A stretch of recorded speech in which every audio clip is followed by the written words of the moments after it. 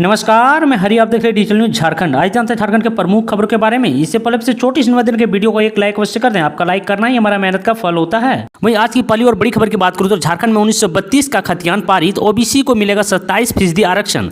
आपको बता दूं कि राज्य सरकार ने झारखंड में 1932 का खतियान पारित कर दिया है। वहीं ओबीसी को 27% आरक्षण देने का फैसला लिया है। आज कैबिनेट की बैठक में यह फैसला लिया गया है। आपको बता दूं कि अब सरकार इसे झारखंड विधानसभा में विधेयक के रूप में पेश करेगी। झारखंड कैबिनेट की बैठक में बुधवार को इस प्रस्ताव को मंजूरी दी गई है। आपको बताओ दोस्तों कि कहा गया कि सरकार 1932 के आधार पर स्थानीय होने का नियम परिभाषित करेगी। पिछले विधानसभा चुनाव में झामुमो ने जनता से वादा किया था कि हेमंत सोरेन की सरकार बनने के बाद झारखंड में 1932 का खतियान लागू किया जाएगा। सरकार के करीब 2.5 साल पूरे होने के बाद हेमंत सोरेन ने इस वादे पर अमल करते हुए कैबिनेट ने इसे पास कर दिया है। झारखंड में एक बार फिर से रेप का मामला सामने आया है, जो कि अक्रम नामक लड़के ने किया है। आपको बताओ दोस्तों कि गोड्डा में एक आदिवासी युवती के साथ दुष्कर्म का मामला सामने आया है। युवती के साथ दुष्कर्म करने वाला उसी गांव का अक्रम नामक युवक है। पुलिस ने शिकायत मिलने पर आरोपी को गिरफ्तार कर लिया। अक्रम उसका तब से पीछा करता था जब युवती की उम्र 15 साल थी। एक दिन अक्रम ने घर में अकेला देखा, युवती के साथ दुष्कर्म किया। युवती इस घटना को घर में बताने से डर रही थी। इसी बीच युवक ने युवती को गर्भपात की दवा भी खिला दी। पीड़ित ने इस जानकारी तब अपने परिजनों को दी। इसके बाद परिजनों ने थाने में शिकायत दर्ज कराई। पुलिस पीड़ित युवती को जब मेडिकल के लिए सदर अस्पताल लाई तो डॉक्टर ने बताया कि उसके गर्भपात में 2 महीने मृत भ्रूण है। डॉक्टर ने ऑपरेशन कर मृत भ्रूण को बाहर निकाला। इधर मामले की गंभीरता को देखते हुए पुलिस ने आरोपी अक्रम को गिरफ्तार कर हिरासत में भेज दिया। झारखंड में 25,996 शिक्षकों की नियुक्ति प्रक्रिया शुरू। आपको बताओ दोस्तों कि झारखंड में शिक्षकों की नियुक्ति शुरू होगी। 50,000 पद का सृजन करने के बाद इनमें से जिलावार बांट दिया गया है। पहले चरण में केवल 25,996 पदों पर नियुक्ति होगी। इसमें केवल टेट सफल अभ्यर्थी ही परीक्षा दे पाएंगे। आपको बताओ दोस्तों कि राज्य में 6 साल बाद प्राथमिक व मध्य विद्यालयों में फिर शिक्षकों की नियुक्ति शुरू होगी। राज्य सरकार द्वारा विद्यालयों में सहायक आचार्य शिक्षकों के 50,000 पद का सृजन करने के बाद विभाग ने इसे जिलावार बांट दिया है। विभाग ने 50,000 में से 25,996 पदों पर पहले चरण में नियुक्ति का निर्णय लिया है। विभागीय प्रस्ताव को शिक्षा मंत्री जगन्नाथ महतो ने मंगलवार को स्वीकृति दे दी है। आपको बता दूं कि मंत्री की स्वीकृति के बाद नियुक्ति की आगे की प्रक्रिया पूरी की जाएगी। नियुक्ति के लिए अब आरक्षण रोस्टर क्लियर किया जाएगा। आरक्षण रोस्टर क्लियर करने की प्रक्रिया जिला स्तर पर पूरी की जाएगी। जिलों की इस सप्ताह आरक्षण रोस्टर क्लियर करने के लिए प्रस्ताव भेज दिया जाएगा। जिला स्तर पर उपायुक्त की अध्यक्षता में गठित कमेटी द्वारा आरक्षण रोस्टर क्लियर किया जाएगा।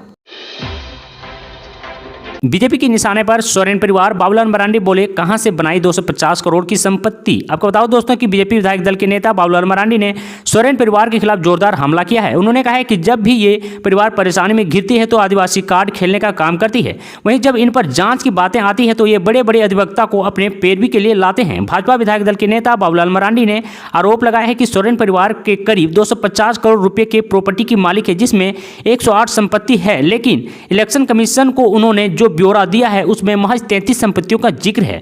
तो वहीं बाबूलाल मरांडी ने कहा है कि इनकी संपत्ति रांची, दुमका के साथ यूपी और दिल्ली में भी है, जिसकी जांच जरूरी है। उन्होंने कहा है कि सोरेन परिवार ने अभी तक 33 संपत्ति की इनकम टैक्स डिपार्टमेंट तथा चुनाव आयोग को दिए हैं।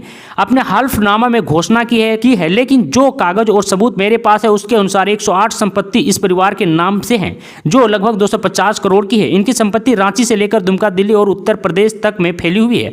अगर अच्छे तरह से जांच हुई तो और संपत्ति का खुलासा हो सकता है, लेकिन ये लोग जांच कराने से भाग रहे हैं।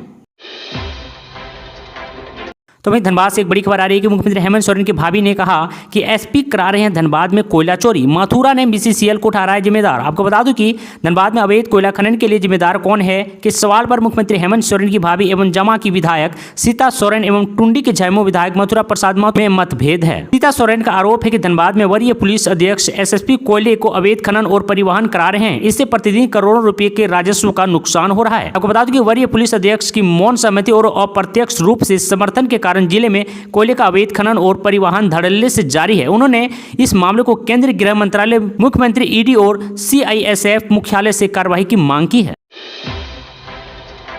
ऑपरेशन लोटस की भूमिका बना रहा है राजभवन। दीपांकर ने राज्यपाल पर साधा निशाना। आपको बता दें कि भाकपा माले के राष्ट्रीय महासचिव दीपांकर भट्टाचार्य ने आरोप लगाया है कि मुख्यमंत्री हेमंत सोरेन की विधानसभा सदस्यता को लेकर झारखंड राजभवन की भूमिका ठीक नहीं है।